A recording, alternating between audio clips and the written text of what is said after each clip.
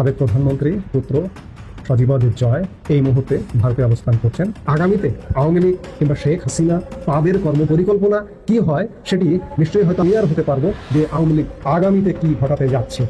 আওয়ামী লীগকে নির্বাচনে আনবে ডক্টর ইউনূস। তাহলে আগামী এপ্রিল মাসে যদি নির্বাচনের আয়োজন করে সরকারের, আর আওয়ামী লীগ কি অংশগ্রহণ করতে পারবে কিনা?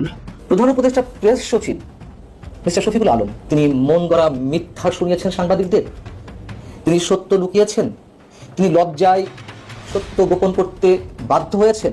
আমাদের যিনি প্রধান উপদেষ্টার প্রেস সচিব আছেন জনাব শফিকুল ইসলাম সাহেব, ডক্টর মোহাম্মদ ইউনূসকে নিয়ে তিনি বিভিন্ন সময় বা ডক্টর মোহাম্মদ ইউনূসের যখন সফরগুলো থাকে তখন নানান ধরনের মিথ্যাচার করেন, যেগুলো পরবর্তী সময় আন্তর্জাতিক গণমাধ্যমের বরাতে প্রমাণিত হয়ে যায়। শফিক ভাই কেন জেনে শুনে এই সত্যটাকে গোপন করলেন? এটা কি ভালো হলো না খারাপ হলো? আমিদের ফিরে আসা এবং টিউলিপের চিঠির অন্তরালে অবিশ্বাস্য ইঙ্গিত। রাজনীতিতে নতুন একটা গতিপথ তৈরি হয় কিনা টিউলিপ সিদ্দিকীর যে চিঠির ভাষা, এটা নিঃসন্দেহে আগামী রাজনীতিতে অন্য কিছুর ইঙ্গিত দিচ্ছে। নতুন একটা তথ্য সামনে এসেছে। সেই খবরটা হলো সরকার পতনের আগেই সাবেক প্রধানমন্ত্রী শেখ হাসিনা নাকি তার আত্মীয় স্বজনদের বিশেষ একটা খুদে বার্তা, বিশেষ মেসেজ দিয়েছিলেন যে খুব দ্রুত একদিনের মধ্যেই যেন তারা দেশ ত্যাগ করে, একজনও যেন দেশে না থাকে। আসসালামু আলাইকুম এভরিওয়ান, কি অবস্থা সবার? আশা করছি সবাই ভালো এবং সুস্থ আছেন।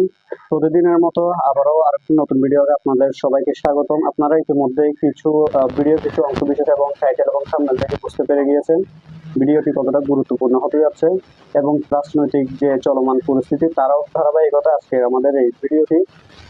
আপনারা ইতিমধ্যে ভিডিওটি কিছু অংশ বিশেষ এবং টাইটেল থাম্বনেল থেকে বুঝতে পেরে গিয়েছেন ভিডিওটা কতটা গুরুত্বপূর্ণ, এবং পরবর্তী সম্পূর্ণ ভিডিওটা দেখলে আপনারা বুঝতে পারবেন কতটা গুরুত্বপূর্ণ এবং তথ্যবহুল। সম্পূর্ণ ভিডিওটি শুরু করার পূর্বে আমি আপনাদেরকে জানিয়ে রাখতে চাই যারা আমাদের এই চ্যানেলটিতে নতুন অবশ্যই সাবস্ক্রাইব করে পাশে থাকবেন, এবং যারা ইতিমধ্যে সাবস্ক্রাইব করে ফেলেছেন আপনাদেরকে অসংখ্য ধন্যবাদ। তবে চলুন আমরা মূল ভিডিওটি শুরু করি। কেন জানি ডক্টর মোহাম্মদ ইউনূসকে নিয়ে তিনি বিভিন্ন সময় বা ডক্টর মোহাম্মদ ইউনূসের যখন সফরগুলো থাকে তখন নানান ধরনের মিথ্যাচার করেন, যেগুলো পরবর্তী সময় আন্তর্জাতিক গণমাধ্যমের বরাতে প্রমাণিত হয়ে যায়। যেমন এর আগেও আমরা যখন নরেন্দ্র মোদী এবং প্রধান উপদেষ্টার মধ্যে সাক্ষাৎ হয়েছিল, শেখ হাসিনাকে ফেরত দেওয়া নিয়ে নরেন্দ্র মোদীকে জিজ্ঞেস করেছেন ডক্টর ইউনূস, এমন টাইপের একটা বক্তব্য কিন্তু তিনি দিয়ে বলছিলেন। এরপরে আমরা দেখলাম যে ভারতের মিডিয়া এটাকে কাউন্টার করছে যে এমন কোনো আলোচনাই হয় নাই। আর এবার যখন আমাদের প্রধান উপদেষ্টা এই মুহূর্তে যুক্তরাজ্যে অবস্থান করছেন, তো সরকারের তরফ থেকে তারাই নিজে নিজে আগে বলছিল আমাদের সরকারের পক্ষ থেকে যে যুক্তরাজ্যের প্রধানমন্ত্রী কিয়ার স্টারমারের সাথে ডক্টর মোহাম্মদ ইউনূস আপনার এই সফরে একটা বৈঠক হবে। পরে আজকে সারাদিন আমরা শুনলাম যে তিনি যুক্তরাজ্যে নেই, কানাডা সফরে আছেন, এই কারণে এই সফরটা অনিশ্চিত। কিন্তু কয়েক ঘন্টা পর আমরা দেখলাম যে যুক্তরাজ্যের প্রধানমন্ত্রী কিয়ার স্টারমার তিনি যুক্তরাজ্যে আছেন।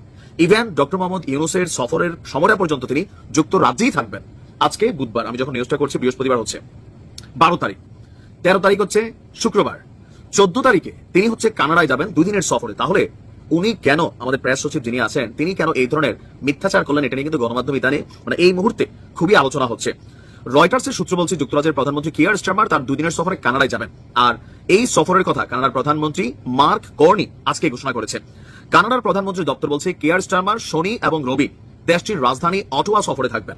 তাহলে দ্বিপক্ষীয় সফরে আপনার কানাডার আলবার্টায় 15 থেকে 17 জুন এই সম্মেলন অনুষ্ঠিত হওয়ার কথা আছে, কারণ কানাডাকে নিজের অঙ্গরাজ্য বানাতে ডোনাল্ড ট্রাম্প যে বক্তব্য দিয়েছেন সেটা নিয়ে তাদের দেশের মধ্যে আলোচনা চলছে। এখন আমাদের প্রেস সচিবের এই মন্তব্যকে ঘিরে সাংবাদিক মঞ্জুরুল আলম পান্না তিনি যেমন প্রশ্ন তুলেছেন, অনেকেই প্রশ্ন তুলেছে যে প্রেস সচিব শফিকুল আলম মিথ্যাচার করেছেন। পান্না বলছেন, মঞ্জুরুল আলম সাংবাদিক, তিনি বলছেন প্রধান উপদেষ্টা এই মুহূর্তে যুক্তরাজ্যে আছে, যুক্তরাজ্যের প্রধানমন্ত্রীও আছে, কিন্তু প্রেস সচিব শফিক সম্পর্কে আমরা কি মন্তব্য করতে পারি? তিনি মন গড়া মিথ্যা শুনিয়েছেন সাংবাদিকদের, সত্য লুকিয়েছেন। বিষয়টা আসলে কি? সাংবাদিকরা যখন প্রশ্ন করলেন যে যুক্তরাজ্যের প্রধানমন্ত্রীর সাথে, তো জনাব শফিক সাহেব তিনি বলছিলেন যে কিয়ার স্টারমার এই মুহূর্তে যুক্তরাজ্যে নেই বলে আমরা শুনেছি, তিনি কানাডাতে অবস্থান করছেন। এখন এই যে তিনি নেই, আমাদের তথ্যগুলো আপনারা কই থেকে পান? মাঝে মাঝে ডক্টর ইউনূসও ভুলভাল তথ্য দেয়, তো তখন প্রশ্ন ওঠে যে ওনাকে যারা তথ্য দিচ্ছেন তারাই কি ভুল তথ্য দিচ্ছেন নাকি উনি সঠিক তথ্যটা গোপন করছেন? এখন তো মনে হয় আমাদের প্রেস সচিব যিনি আছেন শফিক ভাই তিনি মাঝে মাঝে তথ্যগত ঘাটতি বা ভেজাল তৈরি করে ফেলেন। প্রমাণ হিসেবে আমরা রয়টার্সে যে নিউজটা দিয়েছি সেটার পাশাপাশি আজকে কিয়ার স্টারমার তার কার্যালয়ে বসে সাক্ষাৎ করেছেন গত আগস্ট মাসে সাউথপোর্ট এলাকায় সন্ত্রাসীদের ছুরিকাঘাতে যে কয়েকজন শিশু নিহত হয়েছিল সেই শিশুদের পরিবারের সঙ্গে, এবং স্কাই নিউজের পলিটিক্যাল এডিটর যুক্তরাজ্যের প্রধানমন্ত্রীকে প্রশ্ন করতে দেখা গেছে।